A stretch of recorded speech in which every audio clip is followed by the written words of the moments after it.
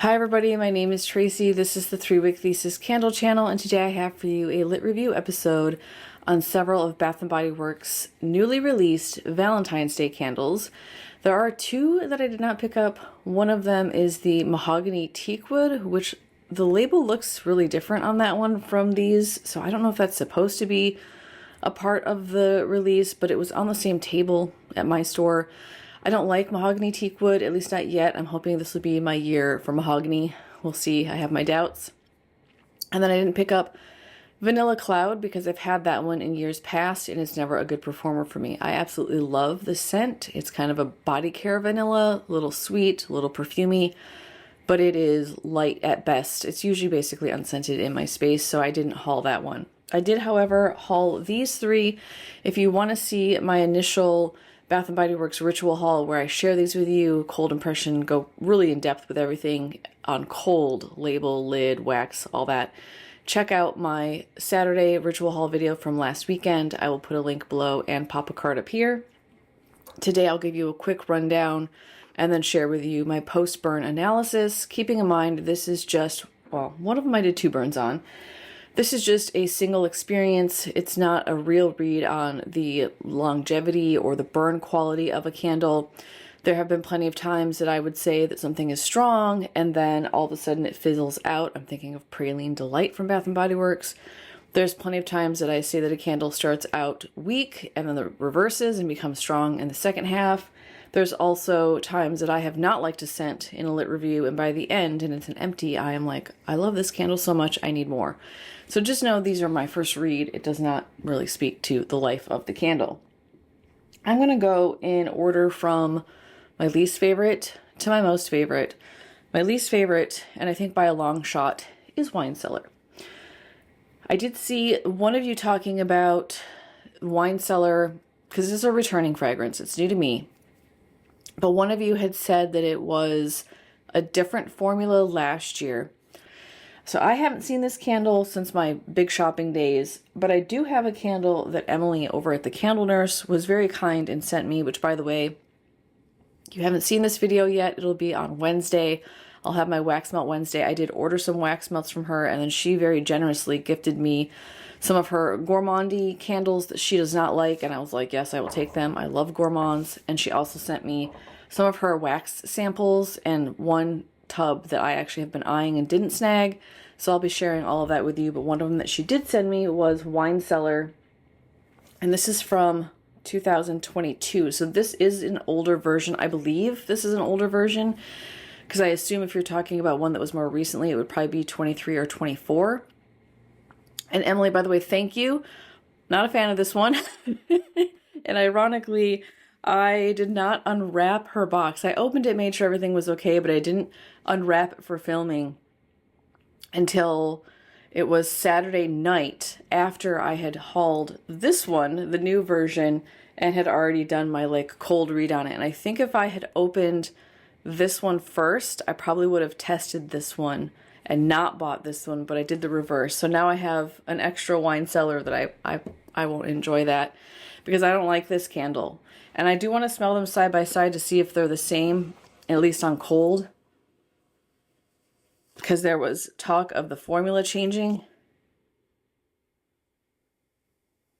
They don't smell exactly the same to me, but they're very similar, and it could be just the age of this one. This doesn't feel as robust. I still get like a fruitiness from it, but it doesn't feel like as rich as this one. There's something in here I don't like. It on cold, it almost feels like a tobacco note. Like it almost feels like cloyingly sweet. Something you put on something you're gonna fire up so that it smells better, like a vape pen or like a, you know, one of those cigarillos.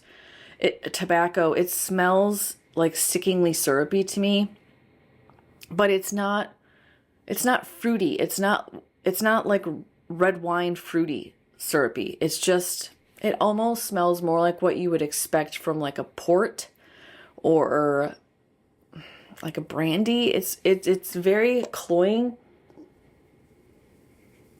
And then there's also something in here that when I light it, the very first thing I got in my head from this candle was simple green. And I don't know why, but there's something about this year. I haven't burned this one from 22. I don't know how similar it will be.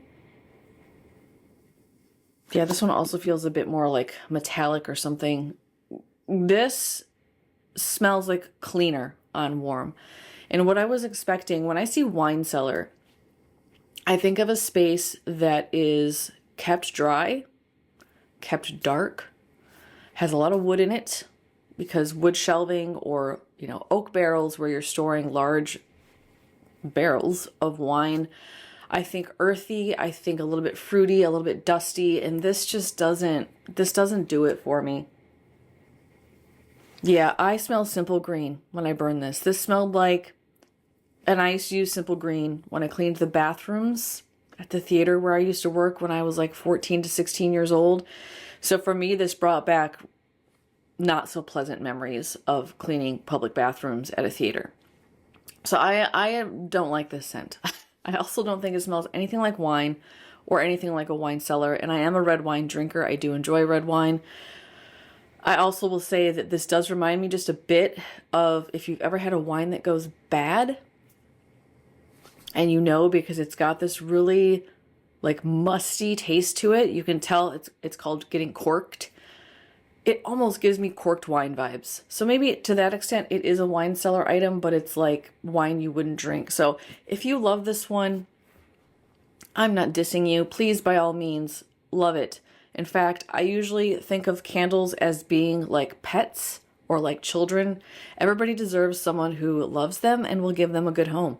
It's just not me on this one. So I am going to destash this candle in my upcoming release on Saturday at 6 p.m. where I have a bunch of new candles. I am going to start my listing for used candles, and I will be destashing this one because I don't want it.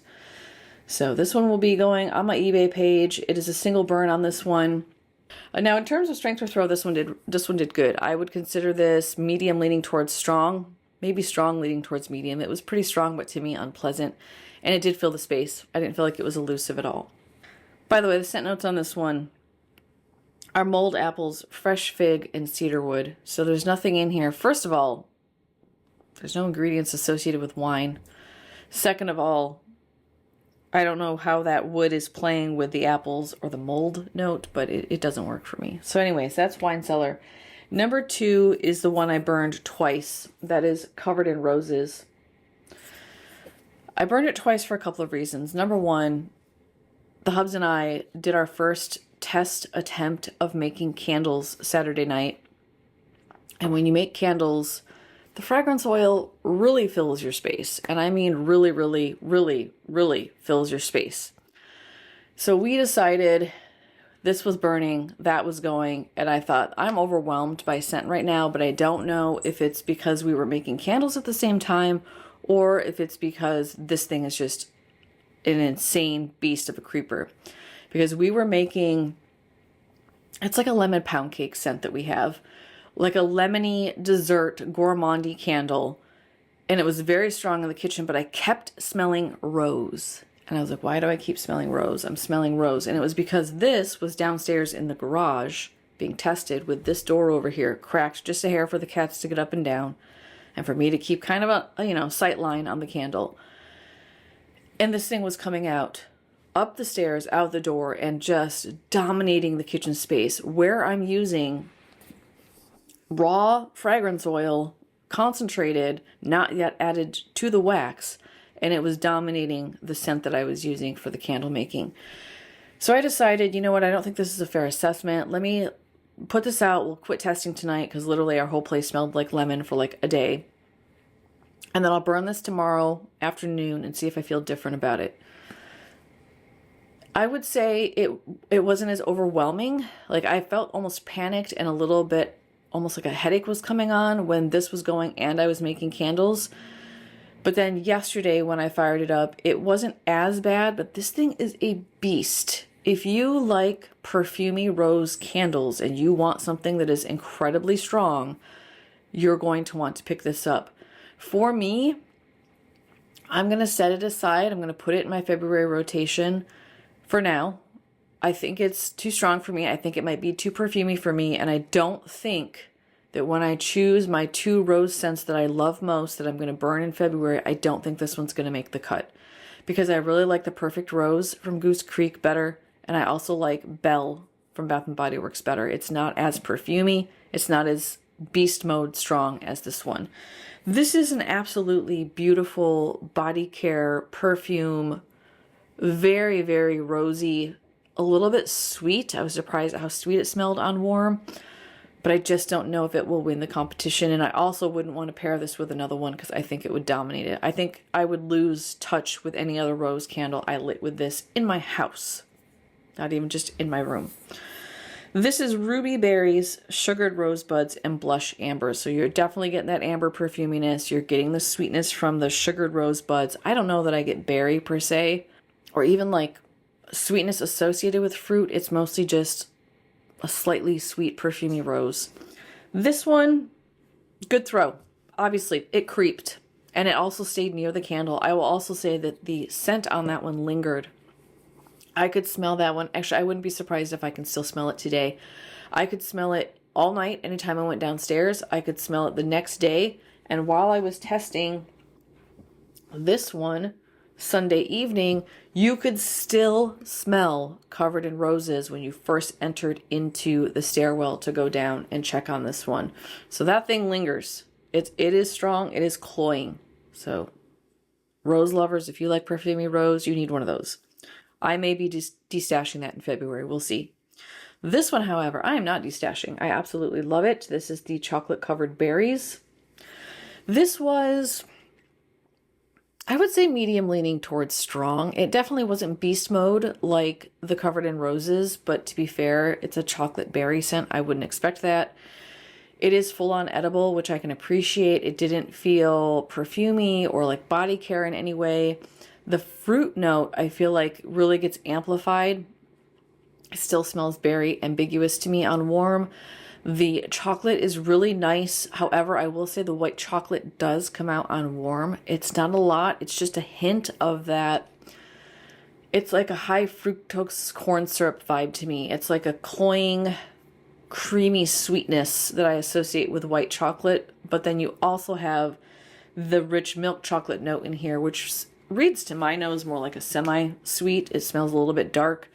That helps to balance out that kind of cloying, oily sweetness from the white chocolate. And then the berry note is most dominant, most prominent to my nose. So I really like this one. I definitely will be burning this one in February. I would say, I don't know that it's backstock worthy, at least not yet. I may end up really liking it the more I burn it and then want more, and then my luck, it'll be sold out. But I do really think I'll enjoy it this February for Valentine's Day and in my burn rotation. I don't think there were any throw issues. It was good. It filled the room. It was also competing with Rose in the stairwell from the day before, like almost 24 hours earlier. It didn't actually smell that bad with these two kind of stinking up the same space. So I would highly recommend Chocolate Covered Berries if you are a gourmand chocolate berry edible candle lover. If you are more of a perfumey, I would go with Covered in Roses. And if you like earthy that kind of smells like corked wine, then you should pick up Wine Cellar. For me, it's not for me. All right, y'all, let me know in the comments below if you have any questions, any feedback about any of these scents that you've tried.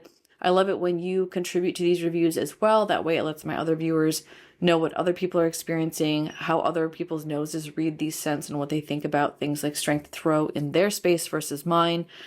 I will have a video out tomorrow. I just got my Goose Creek Valentine's Day collection candles. Some of those I have already reviewed last year, so I'll have links to those in that video. But some of them are new to me. Some of them are new to all of us. So I will have that review tomorrow. Wednesday, wax melt. Wednesday with Emily's candles that she gave to me, sample wax, and the wax haul that I did. And then Thursday, is weekend deals already. So if you aren't already, make sure you're subscribed because I have lots of good stuff planned on the channel. I will see you again tomorrow. Make sure you give me a thumbs up before you take off, and I hope you have a great start to your week. Bye-bye, everybody.